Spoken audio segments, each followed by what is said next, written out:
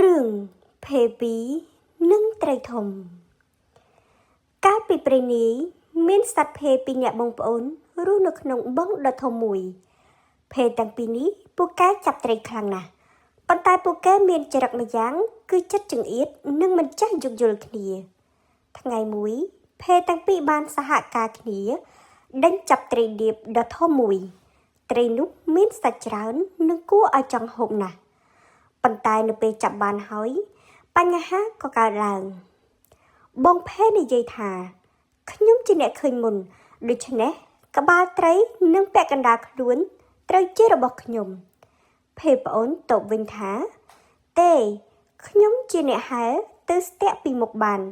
ដូច្នេះខ្ញុំត្រូវតែបានចំណែកច្រើនជាងគេពួកគេទាំងពីរឆ្លោះប្រកែកគ្នារុញទៅវិញទៅមកមិនព្រមចែកគ្នាឲ្យដាច់ស្រឡះសោះ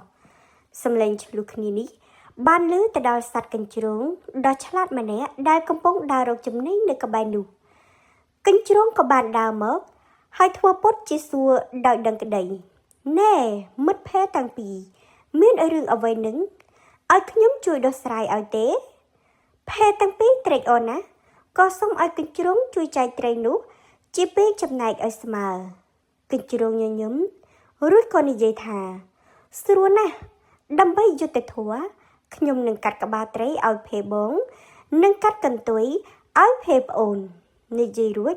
កញ្ជ្រោងក៏កាត់ក្បាលទៅឲ្យភេបងនិងយកកន្ទុយទៅឲ្យភេប្អូនចំណែកឯសាច់ពាក់កណ្ដាលខ្លួនដែលមានសាច់ច្រើនជាងគេនិងឆ្ងាញ់ជាងគេនោះកញ្ជ្រោងក៏ប្រមូលដាក់ក្នុងថង់ហើយនិយាយថាចំណែកសាច់កណ្ដាលនេះទុកជាកម្រៃដែលខ្ញុំជួយដោះស្រាយក្តីឲ្យអ្នកទាំងពីរចុះភេទាំងពីរបានត្រឹមតែឈរមើលកញ្ជ្រោងយួរត្រីដើរចេញទៅដោយក្តីស្រេកឃ្លានពេលនោះពួកគេទើបដឹងខ្លួនថាមកពីភាពម្នះមិនចេះអត់ឱនឲ្យគ្នានឹងការចង់ឈ្នះរៀងខ្លួន